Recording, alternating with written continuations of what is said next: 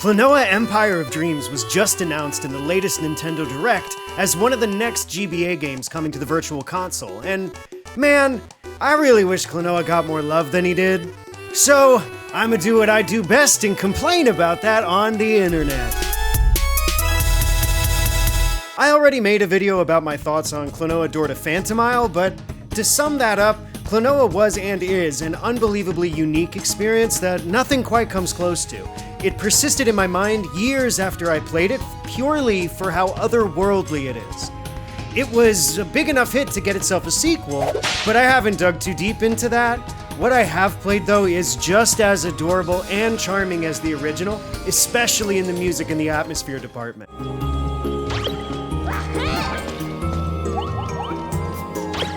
I really, honestly prefer the 2D elements from the original game, but hey, I'll take more of this any day. So, all this made me think, what happened to the little guy?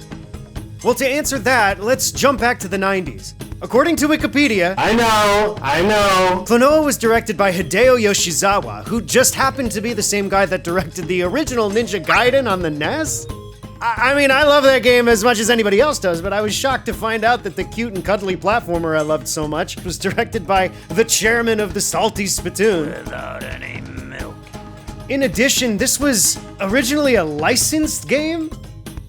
So Spriggan was a manga series that ran from 1989 to 1995 in Japan, which would make its way in bits and pieces over to the States, but finally saw an official release here in 2022. This is so interesting to me, so let me deviate a bit to look at this manga. The premise is that an ancient civilization left powerful relics behind, and there's a big race to find and protect them to stop them from being used as weapons if they fall into the wrong hands. If that sounds like it's up your alley, check it out. It seems mostly like knives and gunfighting though, with people in big power suits, so I'm not really sure how this would have been made into what eventually became Klonoa. I mean, if the main character of the anime shot things out of his hands, I guess it would make sense, but anywho, the PS1 game came out and reviewed favorably. It was followed by Klonoa 2, which got amazing reviews and praised for everything, and Empire of Dreams, which people loved as well. As far as other games, a remake of Door to Phantasy was released on the Wii, and that port I've played a bunch because I was so excited to get a drop of content from this series back in the day. They actually added English voice acting for this one, which, while good, was super out of place to my ear. How can you call yourself the king of jugpots when you let yourself be defeated by little children? Whoa, come on! We have to get to the castle! Right! The game allows you to switch the language back to Phantasy, which, rocks, man. Finally, both 1 and 2 were remastered again in the Phantasy Reverie series, which I swear I'm gonna get to eventually. I just haven't grabbed a copy yet. So, okay, what happened? It's so hard to find any sales numbers of games as niche as these, but I don't know, here's a Reddit post that claims to have some information, though I'm not able to locate any sources for what they're referencing, but I'm gonna roll with it. Thanks, Skybound Surrey. Give it a read if you'd like to dig into the numbers, but what I want to highlight is that both 1 and 2 only sold into the 100,000s, which is really, really small compared to other contemporary games, which sold millions, and that sucks.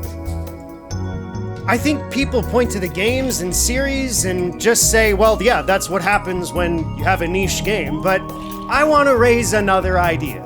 So, Door to Phantasy was released in December 1997. Dude, I wonder what other things came out in 1997. Oh, okay! So it was just competing with Final Fantasy VII, Crash Bandicoot 2, Symphony of the Night, Mega Man Legends, Mega Man X4 for space on the family video shelves! Dude, like a good chunk of the biggest hits for the PS1 came from 1997. Klonoa released at the end of the year with less competition, to be fair. FF7, for example, released in January. But I think people had more than enough amazing games to check out and take their time up, from huge, well-known franchises to take a gamble on a new IP. I mean, freaking Croc and Tombi came out that year too, so there was even competition in the market for little animal platformers. It's no surprise that a niche game's niche sequel will not perform well, and until the Phantasy Reverie series, awareness of the franchise seems to have just gone down and down over the years. I know for certain the Wii port didn't do so hot. I never even saw it on the shelves back in the day.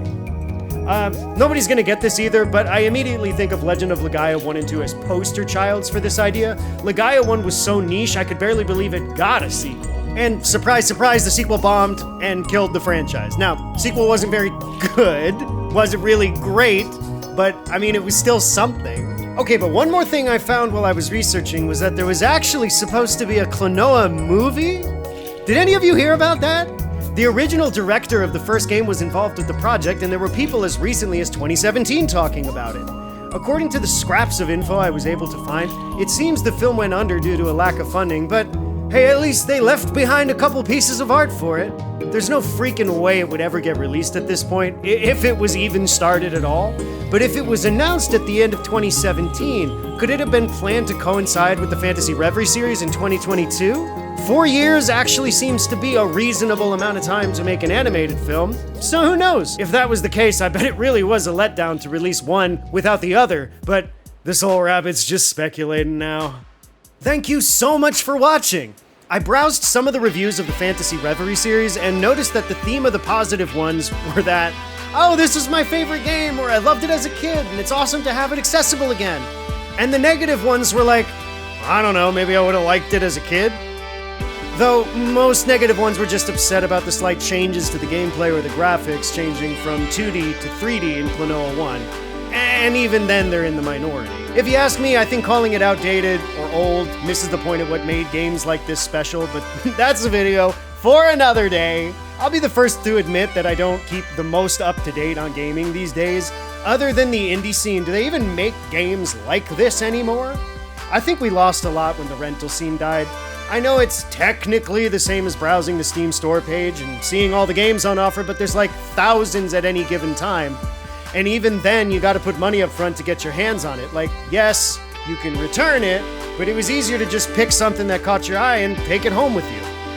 Anyway, that's enough waxing philosophical, and I'm getting in the weeds. Hey, if you have any games or franchises you feel deserved better, let me know!